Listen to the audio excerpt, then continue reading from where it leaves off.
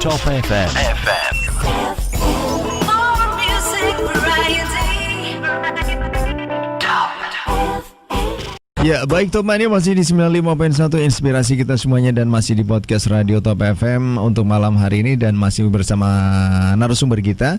Ada Ibu Yuniar Fatmasari, Sarjana Sastra MA, Kaprodi Pendidikan Bahasa Inggris Universitas Peradaban Bumiayu, dan juga Ibu Sri Rejeki Pramudia Wardani, Sarjana Sastra MPD, dosen Prodi Bahasa Inggris Universitas Peradaban Bumiayu juga untuk malam hari ini. Yang jangan lupa juga untuk mengikuti siaran kami di video streaming yang kami siarkan di jejaring sosial Facebook dan juga YouTube channel YouTube Top FM Bumiayu.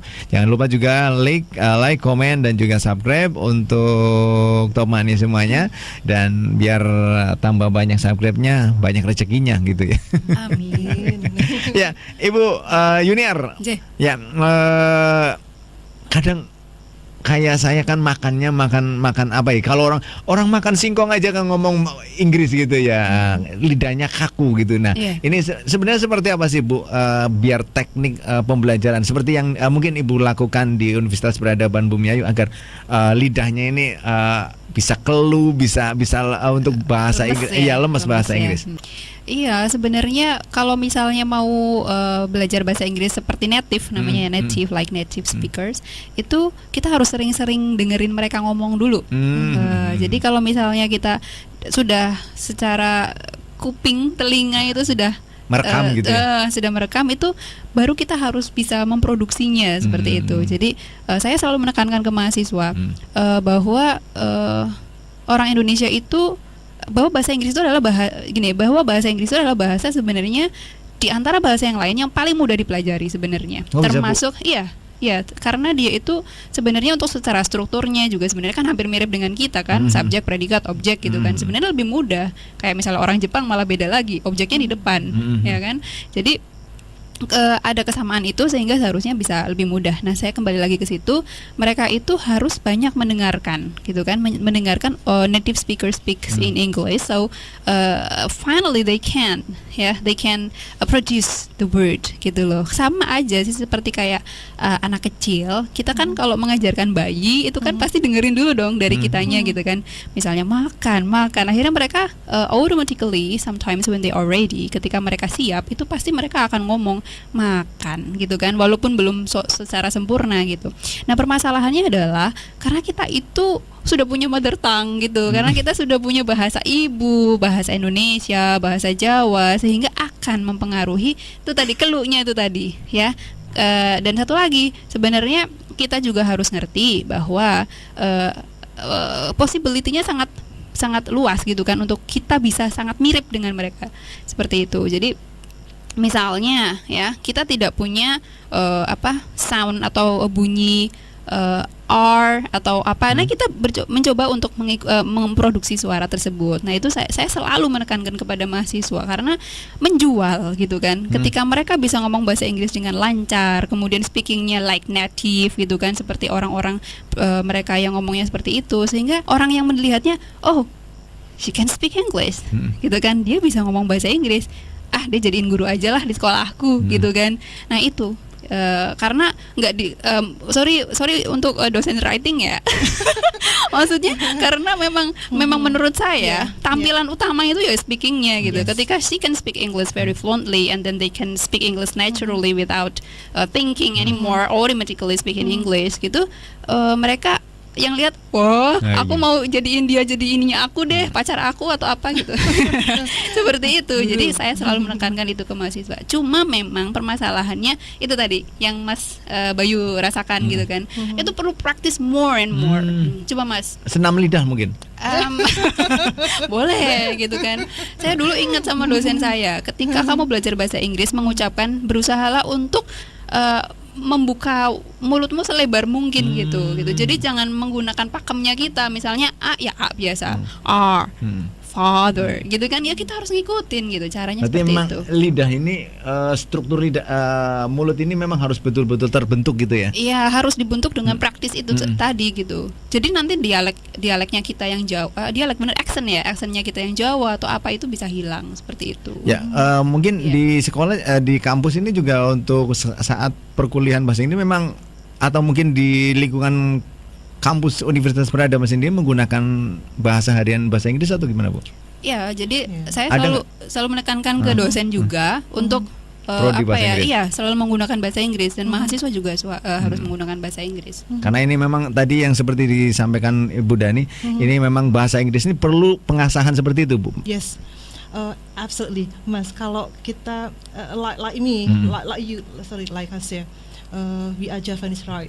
Kita bahasa ibunya bahasa Jawa ya. Bahasa Jawa itu kalau di konsonan itu itu kan medok banget ya. Nah, I always suggest my students ya, when you are talking in Javanese, yes, pakai lidah Jawa. Memang kalau orang Jawa tuh harus seperti itu kalau bahasa, ya kan. Kalau ngomong bahasa Indonesia ya usahakan lidah Jawanya diletakkan, kurangi ya. ambil yang Indonesia, ya kan gitu. Gitu. Jadi selama bukan orang nggak tahu kita dari Jawa, udah berhasil tuh, berarti bahasa Indonesianya sudah normal gitu kan ya, maksudnya common gitu ya. Sudah bisa imitate ya. Yes. Nah kalau in English ya emang gitu. We have to know who we are first ya. Orang Jawa itu berarti di konsonan 3 tadi itu berbeda, completely different from English, yaitu yang harus di-drill terus tuh, ya gitu. Jadi biar dehnya itu enggak medok tadi itu ya. When we are talking in English, sorry. Tapi kalau misalkan Sundanis beda lagi ya. Yeah. Sundanis itu bisa di konsonan f ya. F itu kan kalau orang Sunda susah ya. Biasanya gitu. Jadi itu juga harus di drill. Nah, ada nih mahasiswa yang kebablasan. Okay, he comes from he is Sundanese ya. Terus habis itu padahal betul-betul emang harusnya pakai tapi di-off-kan karena takut. Jadinya kebablasan. Ada yang seperti itu. Ya, kemudian harus tahu ininya ya. Ya, Bu Dani, tadi kan kata Bu Yuniar setelah merekam. Ini setelah merekam berarti kan harus menyimpan juga kosakata. Ini bagaimana menyimpan kosakata ataupun bahasa Inggris ke otak kita biar nyangkol terus gitu loh. Okay. Biar kadang-kadang ngeblank gitu loh. Yes, I know. Itu seperti apa, Bu? Ada mungkin teknik tersendiri? Iya. Mas Bayu, it's a kind of process ya. Jadi proses itu nggak bisa instan kan ya. Memang harus tadi itu motivasi diri sendiri dulu gitu. Oh ya, memang ini memang it's a must. I have to learn English. Nah, I have some tips actually ya, to think in English itu tadi itu. Jadi kalau mau oke ya, think in English itu dimulai dari waduh stepnya kecil-kecil gitu. Tapi insya Allah kalau dipraktekkan ya, sabar gitu ya, insya Allah bisa. Yang pertama, the first step is itu berarti it's like an word identifying. Jadi ngalami misalnya ini, Anda lihat apa? What do you see? Ya gitu. Oh, microphone, oh table. Ini itu sendiri ya Mas ya itu. Nanti kalau misalkan nggak tahu, jadi bikin list. Nanti cari tahu kayak gitu. Itu dari awal, dari word. Mungkin baru noun ya. Noun gitu kelihatan. Ini apa? Door, window, lamp, apalagi ya, the floor, apa. Ya pokoknya ini. Yang ada di sekitar kita berarti ya. Just look around you. Hanya lihat di sekeliling apa ini. Itu setiap hari gitu. Yes, every day. Sekarang on the bus. Ya kan, apa lihat gitu kayak gitu. Nanti dilihat sendiri. Nah, yang nggak tahu coba cari tahu. Sekarang kan sumber banyak ya. Bisa search dari mana aja. Dan bisa. itu harus ada lawannya, Bu. Itu sendiri bisa. Bisa sendiri. Nanti kalau sudah step number 2, nanti mulai tidak what do you see, tapi apa namanya, coba to describe. Nanti misalkan the cat is eating apa misalnya ya gitu. Oh, my friends are apa gitu. Jadi dalam bentuk kalimat. Nanti pasti di situ sudah ada verb kan ya. Dan nanti list lagi yang nggak nulis. Nah, yang ketiga ini yang tadi yang Mas Bayu sampaikan harus ada partner. Itu penting karena memang it's foreign language, we need partner, we need teacher to correct. Jadi saya rasa kalau sudah dewasa tuh ya dikoreksi itu nyaman ya, nggak akan emang perlu ya. Nah, insya Allah kalau dosen-dosennya PBI ya Universitas Peradaban itu insya Allah ya saya bisa jamin itu friendly semua dengan dosen dengan mahasiswa ya, karena perlu itu. Saya mahasiswa misalkan nge-tag saya in bahasa Indonesia, saya balasnya in English, pokoknya English terus, gitu. English terus. Whether they like it or not ya, yang penting niat saya baik gitu kan ya, maksudnya ingin membiasakan itu ya itu. Misal bertanya tag pakai bahasanya Indonesia, tetap dijawab bahasa Inggris tetap. Sampai mereka nanti menyerah pakai bahasa Inggris. Itu yang bagus sih. Iya. Insya Allah kalau dosen kami friendly ya, sportif Mas. Maksudnya kita niat kita kan memang potensi di mahasiswa itu ya, mereka bisa ekspor sendiri. So the lecture is not the only source of your knowledge. Enggak, kita hanya motivasi saja kok.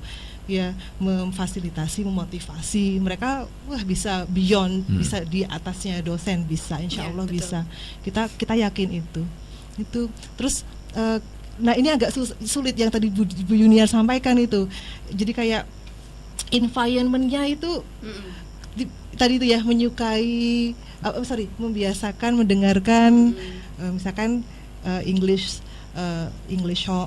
song or movie is a film ya gitu. Terus misalkan berita milih yang bahasa Inggris ya enggak, misalkan iya kan apalagi iklan membiasakan. Jadi itu karena kita nggak mungkin untuk pergi ke sana. Kalau mau lebih efektif ya paling tinggal di sana. Itu paling the most effective. Yes, the most effective way. Karena tiap hari sih. Tapi kita nggak bisa. Makanya kita pakainya itu. Kita harus membiasakan itu tadi ya, mendengarkan lagu-lagu yang bahasa Inggris, dari mungkin lagu anak kecil gitu ya, children song atau apa. Saya bisa nggak Bu, misalkan saya tinggal di Inggris itu 1 bulan atau 2 bulan, bisa nggak kayak seminggu aja bisa mungkin. Apa ya? Iya. Karena harus sih. Iya, tapi sebenarnya biasanya kalau misalnya kita dari Indonesia atau negara Asia ya, terus kita tinggal di negara yang asal berbahasa Inggris itu, biasanya ada ini kok Mas, ada kayak tempat khusus untuk kursus gitu kan, khusus untuk menggunakan bahasa Inggris itu sehari-hari seperti apa gitu. Jadi kita belajar di sana bukan lagi sebagai bahasa asing loh ya, tapi di sana nanti akhirnya menjadi bahasa yang memang mau digunakan kayak gitu. Jadi jadi second language-nya. Ya, makanya di kampus sendiri memang pentingnya menggunakan bahasa Inggris ketika mata perkuliahan seperti itu, mungkin seperti itu Bu. Ya, tentu. Of course. Ya, harus in classroom we have to use. It's a must ya, we must use English. All the time. Dan ini tentunya harus dimanfaatkan semaksimal mungkin sama teman-teman mahasiswa ya. Iya. Yes. Ya, memang sometimes ya for what is that, some courses linguistics misalkan ya, itu memang bilingual, ada yang menjelaskan memang harus ya, karena kita harus paham betul teorinya gitu in bahasa Indonesia bilingual gitu. Tapi tetap harus dominan yang bahasa Inggrisnya. Sampai gini Mas, ini maaf mungkin kayak orang gila ya, tapi emang I did it. Nih, jadi conversation yourself, even there's no partner for you to practice English, itu sampai dialognya conversation dengan diri sendiri itu pakai bahasa Inggris. Aku hari ini mau makan apa ya? Aku mau makan ini kan. Ditanya sendiri, dijawab sendiri, pakai in English. Itu efektif, insya Allah ya kalau menurut saya. Depan kaca gitu. No, batin aja misalkan gitu ya. Itu tadi masih bagian dari staying in English dalam bahasa Inggris. Nanti curhat sama diri sendiri bahasa Inggris. In English. Gitu kan ya. Nanti kalau berhasilnya itu berarti saya maaf ya, ngelindur pakai bahasa Inggris itu udah berhasil tuh berarti. Udah bener-bener nganu ya, tapi Iya. Bisa Bu. Ya, oke deh, untuk teman-teman mahasiswa Universitas Peradaban, ini mungkin ada teknik-teknik tersendiri yang mungkin nggak di kampus, mungkin nggak dibocorkan, tapi di sini dibocorkan untuk malam hari. Iya. Karena enggak memang kok dibocorkan. Iya, karena memang concern kita itu sangat ini banget ya. Kayak lulusan bahasa Inggris nggak bisa memproduksi bahasa, maksudnya nggak bisa mengucapkan bahasa Inggris dengan benar, itu kayak something apa ya, maksudnya kok kurang gitu kan. Jadi we work so hard for that gitu kan. Even though nanti di akhirnya mungkin ada mahasiswa yang memang mungkin dia reseptif aja nih, maksudnya cuma nerima aja, oh gitu caranya, tapi dia untuk produktifnya mungkin Nggak masih diproduk. belum kayak gitu kan. Tapi sometimes when she or he, kalau dia sudah menjadi guru, dia harus berhubungan dengan, maksudnya berinteraksi dengan mahasiswa dan dengan siswa, otomatis dia akan bisa sendiri gitu. Gitu. Jadi kalau menurut saya lumayan peradaban ini PBI ya, maksudnya guru-gurunya atau dosen-dosennya itu sangat concern sekali dengan mereka seperti itu. Ya, dan di Universitas Peradaban sendiri untuk bahasa Inggris dari awal ya? Ya, Untuk- dari awal sudah ada. Memang fakultas paling lama juga prodi tertua juga ya. Yes. Ya, prodi lama. Dengan Termasuk PGSD. PGSD ya. Ya. Ekonomi, PGSD, Itu berarti PBI Manajemen dulu. akuntansi. Manajemen dia. Iya, Kalau PGSD dan PBI. kita dulu ya, maksudnya Oh, iya, sorry, PBI sorry. dulu. Jadi Iya, betul. PGSD, PBI itu kayak seniornya gitu, Senior, seniornya di STIP situ ya, gitu, Mas. sudah lama, baru kemudian STIE ada dulu. STIE dulu ya. Kalau yang manajemen sama akuntansi itu masuknya ke STIE itu, pendidikan matematika itu kan. Ya, kemudian ini mungkin ke materi. Apa saja mungkin kepercayaan negatif yang tentang bahasa Inggris? Tapi saya nggak mau bacakan. Iya. Memang ada Bu, ada kepercayaan negatif tentang bahasa Inggris selama ini. Iya, ada. Contohnya As sudah you bisa believe. dilihat. Lah Mas Bayu sendiri sudah melihat bahasa Inggris sebagai something negatif. Nah, it creates negative emotion gitu kan, emotion to English. Jadi if we want to speak English well, we want to learn English well, kita mau bisa bahasa Inggris, harus merubah dulu nih auranya gitu loh. Maksudnya jangan takut dulu sama bahasa Inggris gitu. Dan itu pun sering saya lakukan di kayak mahasiswa tingkat pertama itu loh. Saya pasti bertanya sama mahasiswa. Dan rata-rata itu 50% lah ya, 50% itu I hate English.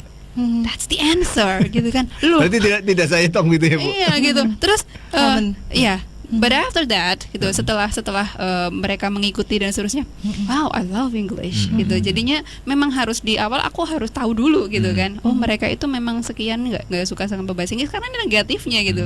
Beliefnya adalah belajar bahasa Inggris itu susah. Satu lagi pengalaman belajar bahasa Yes. Inggris dari SD misalnya. Mungkin Mas Bayu ada di SD dulu. Belum ada. Baru SMP. SD, SMP, SMA itu kan rata-rata orang belajar bahasa Inggris itu lebih ke menulis sama reading ya. Iya, betul. Nah, sementara harusnya kalau idealnya orang belajar bahasa itu ya dari dengerin dulu gitu. Kayak anak belajar bahasa Inggris, bahasa anak kecil, bayi kan pasti dari ibunya Mendengarkan yang itu. mendengarkan dulu. Setelah itu baru mereka memproduksi gitu kan.